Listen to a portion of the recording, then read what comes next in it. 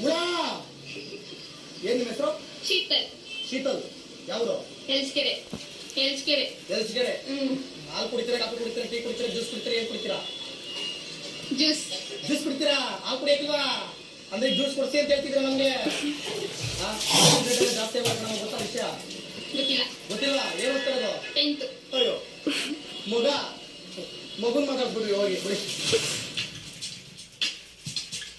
ಬೆಲೆ ಏರ್ಸ್ತಿರಲ್ಲ. ನಾವು ಕೂರ್ಸ್ತೀವಿ ಏರ್ಸಿ. ಹೇಳ್ಬೇಕು ಜಾಸ್ತಿ ಮಾಡ್ಬೇಡ್ರಿ.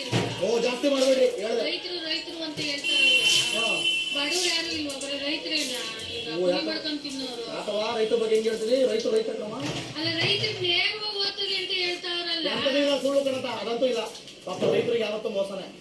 ಮತ್ತೆ ಈಗ ಕೂಲಿ ಮಾಡ್ಕೊಂಡ್ ತಿನ್ನೋರು ಸಾಮಾನ್ಯ ಜನರು ಕತೆ ಹೇಳಪ್ಪ. ಇವಾಗ ಬಿಟ್ಟಿ ಎಣ್ಣೆ ಕೊಡೋದಿರ್ಲಿ, ಇವನ್ನೆಲ್ಲ ಜಾಸ್ತಿ ಮಾಡ್ಕೊಂಡ್ ಕುಂತವ್ರಲ್ಲ. ಈ ಸಾಮಾನ್ಯ ಜನರ ಕತೆ ಹೇಳ್ರಿ. ಬೆಳಗ್ಗೆ ಇವಾಗ ಒಂದ್ಸತಿ ಕಷ್ಟ ಆಗ್ತದೆ. ಅಕ್ಕಿ, ಬೇಳೆ, ಎಣ್ಣೆ ಎಲ್ಲ ರೇಟ್ ಜಾಸ್ತಿ ಎಲ್ಲ ಆಗ್ಬಿಡೋದು.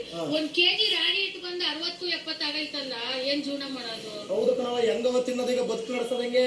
ರಾಗಿ ಇಟ್ಟು ತರಕ್ ಹೋದ್ರೆ ಟೊಮೆಟೊ ತರಕ್ ದುಡ್ಡು ಇರಲ್ಲ, ಟೊಮೆಟೊ ತಂದ್ರೆ ಬೇಳೆ ತರಕ್ ದುಡ್ಡು ಇರಲ್ಲ. ಕಾಯಿಲೆ ಬಂದು ಡಸ್ಟ್ ಅಲರ್ಜಿ ಆಗಿ ಕಾಯಿಲೆ ಬಂತು ಅಂತ ಶಾಪ್ ಹೋದ್ರೆ 1000 ರೂಪಾಯಿ ಇಲ್ಲಿ ಈಚೆಗೆ ಬರಲ್ಲ. 4-6 ತರ ಟೆಸ್ಟ್ ಬರ್ದ್ ಬಿಡ್ತಾರೆ. ಬಡವ್ರು ಒಟ್ಕೊಂಚ್ಕೊಂಡ್ ತಿನ್ನೋದ, ಹಾಸ್ಪಿಟ್ಲ್ ತೋರ್ಸ್ಕೊಳೋದ, ಈ ಮಾಮೂಲಿ ಏನ್ ಮಾಡೋದು? ಫ್ರೀ ಕೊಡೋದ್ನೆಲ್ಲ ಆಸ್ಪತ್ರೆಗೆ ವಿದ್ಯಾರ್ಥಿಗಳಿಗೆ ಕೊಟ್ಟಿದ್ರೆ ಆಗಿರೋದು. ಹೋಗಿ ಅವತ್ತು ಬಂದಿಲ್ಲ ಅಂತ ಹೇಳಿದ್ರಿ, ಗೊತ್ತಾ? ಬಂತು, ಎಲ್ಲೋಯ್ತೋ ಬಂದಿದ್ದದು. ಏನಾಗೋಯ್ತು? ಒಂದೇ ದಿನ ಬಂತು ಎಲ್ಲ ಹಾಲಿದ್ದಕ್ಕೆ ನಿಲ್ಲಿಸ್ಬಿಟ್ಟು ಹೋಗಿ 2,000 ರೂಪಾಯಿ 1,000 ರೂಪಾಯಿ ಒಂದು ಯಾವ್ದನ್ನ ಕೊಟ್ಕೊಂಡು ಮುಂದುವರ್ಸ್ಕೊಂಡು ಸರ್ಕಾರ ಹೋಗಿದ್ರೆ ಆಗಿರೋದು. ಪೂರ್ತಿ ಬಿಟ್ಟಿ ಯೋಜನೆ ಕೊಡ್ತೀನಿ ಅಂತ ಹೇಳ್ಬಿಟ್ಟು ಈ ತರ ಬರೆ ಹಾಕೋದು ಏನ್ ಚೆನ್ನಾಗಿರುತ್ತೆ? ಸರಿ ಆಯ್ತು ಬಿಡವ, ಆಯ್ತು ಓಕೆ.